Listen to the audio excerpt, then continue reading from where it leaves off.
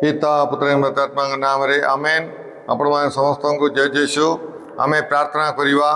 नमस्ते मरिया अनुग्रह पूर्ण प्रभु तुम्हारी संगे नारीगणक मध्य तुम्हें धन्य एवं धन्य तुम गर्भफल जीशु।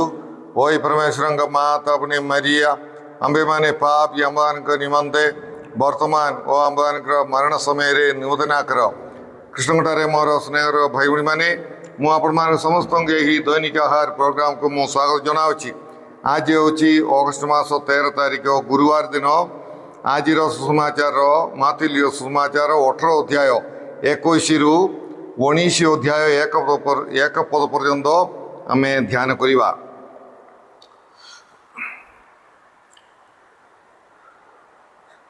यहाँ पर पितर जीशुंकर निकट को आसी पचारे, प्रभु जदि मंडलीर अन्य जने सदस्य मोर विरुद्ध रे पाप करे तेबे मु तांगु केते थर क्षमा देवी? 7 थर कि?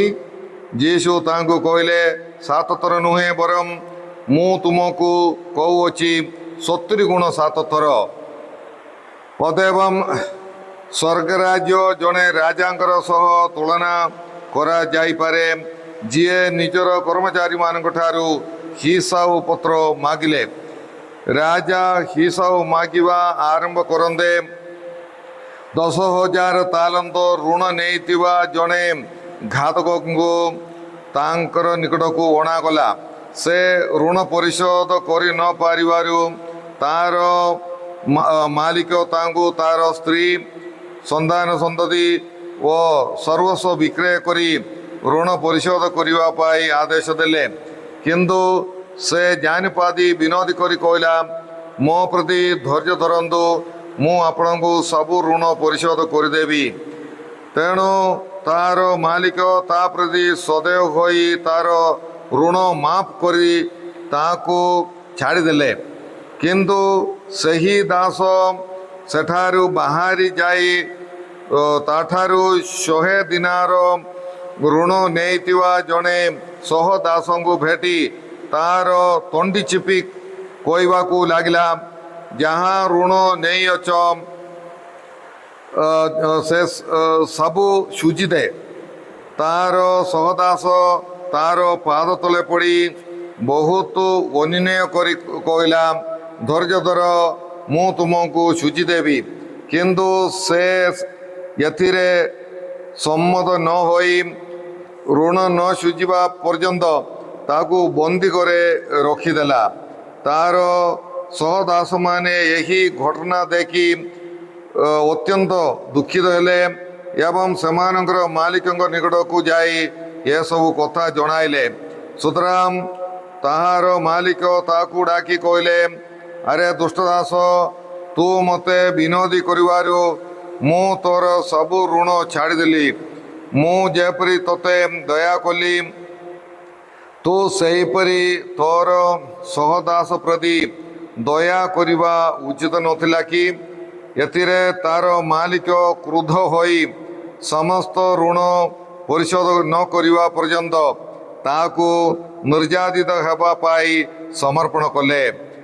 तुमे जदि निजर भाई बा भणी को सहृदय रे क्षमा न कर तेबे मोर स्वर्गस्थ पिता मध्य तुम समस्त प्रति सेही भली व्यवहार करिवे। यही समस्त कथा कही सारला परे यीशु गलीलु जाई जॉर्दान रो आर पार्श्वरे तिबा जूदिया अंचल रे पहुँचिले। प्रभुंगर सुसमाचार। हे प्रभु यीशु ख्रीष्ट तुमर प्रशंसा हो। कृष्णठारे मोर स्नेहर भाई भाई मैंने आज सुसमाचार सारांश होची क्षमा देवा विषय।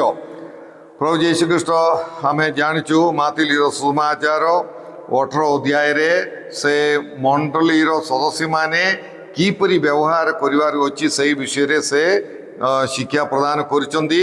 आउ मंडलीर सदस्य माने एक अन्य को क्षमा देवार अच्छी बोली कि प्रभु आज माने आम मान को शिक्षा दौरान मंडली रे आमे आमर भाई भाई मान सबु बेले ମାନେ ୱିଥାଉଟ୍ ଏନି କଣ୍ଡିସନ ଆଉ ସବୁବେଳେ ବ୍ୟବସ୍ଥା ନଥାଏ କି ସବୁ ପରିସ୍ଥିତିରେ ଆଉ ଅଲଗା ପରିସ୍ଥିତି କିଛି ନାହିଁ, ସବୁ ପରିସ୍ଥିତିରେ ଆମେ ଆମର ଭାଇ ଭଉଣୀମାନଙ୍କୁ କ୍ଷମା ଦେବାର ଅଛି ବୋଲିକି ପ୍ରଭୁ କହୁଛନ୍ତି। ପ୍ରଭୁ କ'ଣ କହୁଛନ୍ତି? ପିତର ପଚାରିଲେ କେତେ ଥର ମୁଁ କ୍ଷମା ଦେବାର ଅଛି? 70 ଗୁଣ 7 ଥର। ତାର ଅର୍ଥ କ'ଣ? ସବୁବେଳେ ସବୁବେଳେ ଆମେ କ୍ଷମା ଦେବାର ଅଛି। ଆଉ ମାନେ କାରଣ କାହିଁକି ଆମେ କ୍ଷମା ଦେବାର ଅଛି? କାରଣ ପ୍ରଭୁ ପରମେଶ୍ୱର ଆମର ଅନେକ ପାପ କ୍ଷମା କରିଛନ୍ତି। ଆମର ଭାଇ ଭଉଣୀ ଆମକୁ ଆମର ବିରୁଦ୍ଧରେ ଅଳ୍ପ ଅଳ୍ପ ଭୁଲ କରିଥିବେ, କିନ୍ତୁ ଆମେ ଈଶ୍ୱରଙ୍କର ବିରୁଦ୍ଧରେ ପ୍ରତିବାସୀଙ୍କର ବିରୁଦ୍ଧରେ ଅନେକ ପାପ କରିଛନ୍ତି, ଆମେ କରିଛୁ।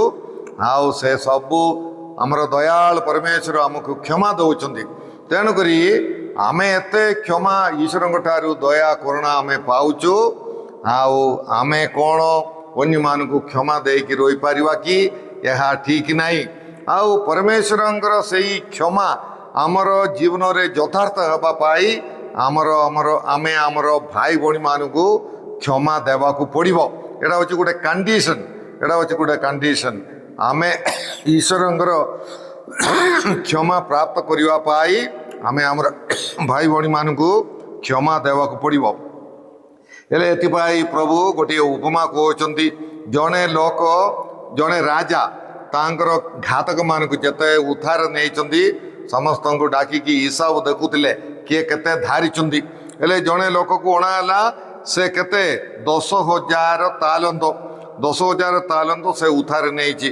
10,000 ତାଲନ୍ତ ବୋଲି କହିଲେ ତାର ଗୋଟେ ଅସୀମ ଏମାଉଣ୍ଟ, ମାନେ କିଛି ତାର ସେ ଏମାଉଣ୍ଟ କେତେ ହିସାବ କରିବାଟା କଷ୍ଟ। ଆଉ ସେଟା ହେଉଛି 10,000 କୋଟି ଟଙ୍କା। 10,000 କୋଟି ଟଙ୍କା ମାନେ ଗୋଟେ ଅନଇମାଜିନେବଲ୍ ଏମାଉଣ୍ଟ, ମାନେ ବହୁତ ଗୁଡ଼େ ଟଙ୍କା ସେ ଦେବାର ଅଛି। ତାର 4-5 ପୁରୁଷ ସୁଝିଲେ ଆକା, ସେଟା କାମ କଲେ ଆକା ତାହା ସେ ସୁଝି ପାରିବ। ମାନେ ତାର ଅର୍ଥ କ'ଣ? ସେ କେବେ ମଧ୍ୟ ସେ ସୁଝି ପାରିବା ନାହିଁ। ସେ ରାଜାଙ୍କୁ, ସେ ଦାସ କେବେ ତାର ଋଣ ସୁଝି ପାରିବା ନାହିଁ। ଯାହା ବିକିଦେଲେ ମଧ୍ୟ, ଯାହା ସେ ଜୀବନ ସାରା କାମ କଲେ ମଧ୍ୟ ସେ ସୁଝି ପାରିବା ନାହିଁ। ଆମର ଅବସ୍ଥା ଏଇଟା, ଆମର ଈଶ୍ୱରଙ୍କ ଠାରେ ଆମର ଅବସ୍ଥା ଏଇଟା। ଆମେ ଯେଉଁ ପାପ ଭୁଲ ଆମେ ଈଶ୍ୱରଙ୍କର ବିରୁଦ୍ଧରେ ଏବଂ ପ୍ରତିବାସୀଙ୍କର ବିରୁଦ୍ଧରେ କରିଅଛୁ, ତାହା ଆମେ କେବେ ମଧ୍ୟ ତାର ପରିହାର ଆମେ କରିପାରିବା ନାହିଁ। କାରଣ ଅସଂଖ୍ୟ ପାପ ଆମେ ଈଶ୍ୱରଙ୍କର ଏବଂ ପ୍ରତିବାସୀଙ୍କର ବିରୁଦ୍ଧରେ କରୁଅଛୁ। ତେଣୁ ଈଶ୍ୱର କ'ଣ କରିଛନ୍ତି? ଈଶ୍ୱର ସେ ଉଦାହରଣ, ସେଇ ଉପମା ମାଧ୍ୟମରେ ପ୍ରଭୁ କହୁଛନ୍ତି, ସେହି ଦାସ ଯେ 10,000 କୋଟି ଟଙ୍କା ଦେବାର ଥିଲା, ସେ ଆଣ୍ଠୁ ପକେଇକି ମୋତେ କ୍ଷମା କର, ମୁଁ ସବୁ ସୁଝିଦେବି ବୋଲିକି ସେ କାନ୍ଦିକି ରାଜାଙ୍କ ପାଖରେ ଆଉ ସେ ଅନନ୍ୟ ବିନୟ କରି ପ୍ରାର୍ଥନା କରିବାରୁ ସେ ରାଜା ସବୁକିଛି ଫ୍ରିରେ ତାକୁ ଛାଡ଼ିଦେଲେ। ଚାଲ ଯାଅ, କିଛି ଦେବା ଦରକାର ନାହିଁ, ଯାଅ ବୋଲିକି ତାଙ୍କୁ ଫ୍ରିରେ ଛାଡ଼ିଦେଲେ, ମୁକ୍ତ କରିଦେଲେ। ଆଉ ଏଟା ହେଉଛି ଆମର ଅବସ୍ଥା। ମାନେ କ'ଣ ଅଛି? ଆମର ଅନେକ ପାପ ଶିକାର ପଟାକୁ ଯାଇକି ପ୍ରଭୁ ମୋତେ ଦୟା କର ଅନୁତାପ କରି, ଯେକୌଣସି ବ୍ୟକ୍ତି କେଡ଼େ ବଡ଼ ପାପ କରିଥିବା ବ୍ୟକ୍ତି ମଧ୍ୟ, କେତେ ମାନେ ଅସଂଖ୍ୟ ପାପ କରିଥିବା ବ୍ୟକ୍ତି ମଧ୍ୟ ପାପ ଶିକାର ମାଧ୍ୟମରେ ପ୍ରଭୁଙ୍କର କ୍ଷମା ପ୍ରାପ୍ତ କରିପାରିବେ।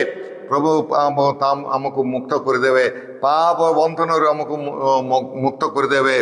ଆମର ପାପ ସେ କ୍ଷମା କରିବେ। କ୍ଷମା ନ କରିବାର ପ୍ରଶ୍ନ ନାହିଁ। ପ୍ରଭୁ ପ୍ରତ୍ୟେକ ଅନୁତାପ କରୁଥିବା ପାପୀଙ୍କୁ କ୍ଷମା କରନ୍ତି, ଅନେକ ପାପ କ୍ଷମା କରନ୍ତି, ଅମାପ ପାପ କ୍ଷମା କରନ୍ତି। ଆଉ କିନ୍ତୁ ଆମର ଗୋଟିଏ କଣ୍ଡିସନ୍ ଅଛି, ଗୋଟିଏ ବ୍ୟବସ୍ଥା ଅଛି। ସେଟା ହେଉଛି ଆମେ ଆମର ବିରୁଦ୍ଧରେ ପାପ କରିଥିବା ବ୍ୟକ୍ତିମାନଙ୍କୁ ଆମେ କ୍ଷମା ଦେବାର ଅଛି। ସେଟା ହିଁ ସେ ଦ୍ୱିତୀୟ ଦାସର କଥା। ସେ କ'ଣ ଅଛି? ସେ ମୁକ୍ତି ପାଇବା, 10,000 କୋଟି ଟଙ୍କା ମୁକ୍ତ ପାଇବା, ମାଫ ପାଇଥିବା ସେଇ ବ୍ୟକ୍ତି ବାହାରକୁ ଗଲାବେଳକୁ ତାକୁ ଅଳ୍ପ ଟଙ୍କା ଦେବା, ମାନେ 100 ଦିନାର ବୋଲି କହିଲେ 50,000 ଟଙ୍କା। ତାଙ୍କର ସେଇ 10,000 କୋଟି ତୁଳନାରେ ଏ କିଛି ନାହିଁ। 50,000 ଟଙ୍କା କିଛି ନାହିଁ। ସେ ସେ ଲୋକକୁ ସେ ସହଦାସକୁ ଦେଖିକି ବେକ ଚିପିକି ମୋର ଟଙ୍କା ସବୁ ଦେଇଦେ ବୋଲିକି ସେ ମାଗିଲେ ଏବଂ ସେ କାରାଗାରରେ ପକାଇଦେଲେ। ପଇସା ସୁଝିବା ପର୍ଯ୍ୟନ୍ତ ତାକୁ କାରାଗାରରେ ପକାଇଦେଲେ, କଠୋର ବ୍ୟବହାର କଲେ। ସେଇ ଯେଉଁ ଦୟା କରୁଣା ସେ ପ୍ରାପ୍ତ କଲା ସେ ରାଜାଙ୍କଠାରୁ, ସେ ସବୁ ସେ ମନେ ପକାଇଲା ନାହିଁ, କ୍ରୂର ବ୍ୟବହାର କଲା, କଠୋର ବ୍ୟବହାର କଲା। ଆଉ ସେଇ ଅନ୍ୟ ଦାସମାନେ ଯାଇକି ସେ ରାଜାଙ୍କୁ ଏସବୁ ଘଟଣା କହିଦେଲେ ଏବଂ ସେହି ରାଜା ସେଇ ଦାସ ଯାହାର 10,000 କୋଟି ଟଙ୍କା ଉଦ୍ଧାର ଥିଲା ତାଙ୍କୁ ଡକା ହେଲା। ତାଙ୍କୁ ଆଉ ଥରେ ଡକା ହେଲା। ତାପରେ ପଚାରିଲେ, ତୁମେ ଏଇଟା କ'ଣ କଲ?